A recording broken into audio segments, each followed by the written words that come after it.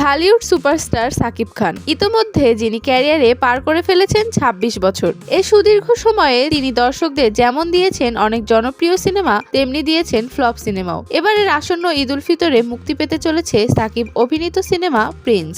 তবে এবার প্রশ্ন থেকে যায়, কোন পথে এগোচ্ছেন সাকিব খান? আসন্ন সিনেমা কি হলে দর্শক টানতে পারবে, নাকি তাণ্ডবের মতো এবারও দর্শক ভিড়াতে ব্যর্থ হবেন এই ঢালিউড কিং?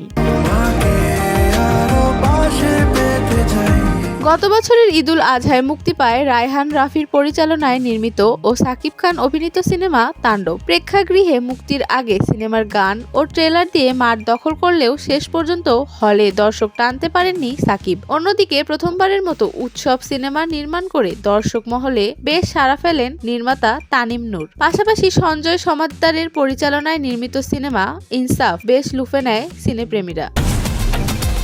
বাংলাদেশে জন্মগ্রহণ করছে, ভালো কাজ করছে।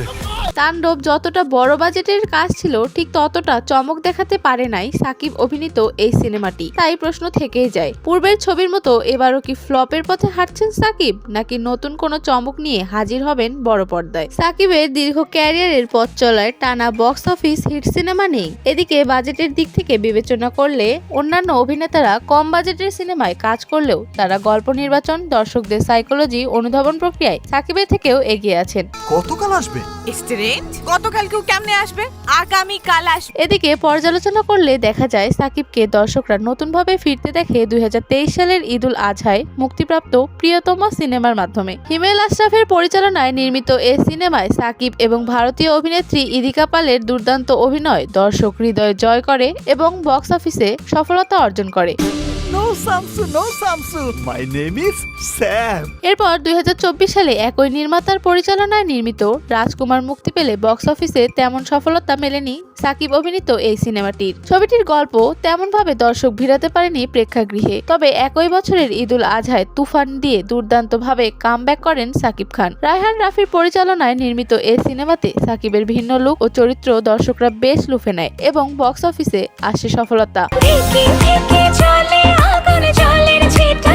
কিন্তু সাকিবের ক্যারিয়ারে ছবি হিট থাকলেও সেটার ধারাবাহিকতা বজায় থাকেনি বা এক নাগারে আসেনি। কারণ ২০২৪ সালে সাকিবের ৩টি সিনেমা মুক্তি পায়, এর মধ্যে একটি হিট হলেও বাকি 2টি হয় ফ্লপ। সেই কাতারে রয়েছে দরদ সিনেমাও। অনন্য মামুনের পরিচালনায় নির্মিত এই চলচ্চিত্রটি বেশ আয়োজন নিয়ে নির্মাণ করলেও প্রেক্ষাগৃহে বেশ ভালোভাবেই ফ্লপ হয় এটি। এরপর আরো দেখা যায় ২০২৫ সালের ঈদ উল ফিতরে নির্মাতা মেহেদী হাসান হৃদয়ের প্রথম সিনেমা বরবাদে অভিনয় করে বক্স অফিসে দারুণ সাফল্য কুড়ান ঢালিউড সুপারস্টার সাকিব খান। কিন্তু সেই সফলতা সাকিব ঈদ উল আজহায় বরাবরের মতো ধরে রাখতে পারেননি। রায়হান রাফির পরিচালনায় নির্মিত বিগ বাজেটের সিনেমা তাণ্ডব কিছুটা মুখ থুবড়ে পড়ে বক্স অফিস সাফল্যে। সেই হিসাবে ২০২৬ সালের ঈদ উল ফিতরে আসন্ন প্রিন্স সিনেমাকে সাফল্য পাওয়ার কাতারে ধরা হলেও চলচ্চিত্রটির ফার্স্ট লুক তেমন কোনো সাড়া ফেলেনি সিনেপ্রেমীদের মাঝে। এদিকে আসন্ন সিনেমার সাফল্যের উপর নির্ভর করছে সাকিব খানের আগামী দিনের পথ চলা। কারণ আসন্ন সিনেমাটি যদি বক্স অফিসে আশানুরূপ ফলাফল করতে না পারে, তাহলে সাকিবকে আবারও পড়তে হতে পারে নতুন এক চ্যালেঞ্জের মুখে। নির্মাতা আবু হায়াত মাহমুদের পরিচালনায় নির্মিতব্য এই সিনেমায় সাকিব খানের বিপরীতে অভিনয় করেছেন দর্শক প্রিয় অভিনেত্রী তাসনিয়া ফারিন। ইতোমধ্যে ভারত, শ্রীলঙ্কা সহ দেশের বিভিন্ন স্পটে ছবিটির শুটিং সম্পন্ন হয়েছে। এখন দেখার পালা প্রেক্ষাগৃহে কেমন সাফল্য আনতে পারে এই চলচ্চিত্রটি।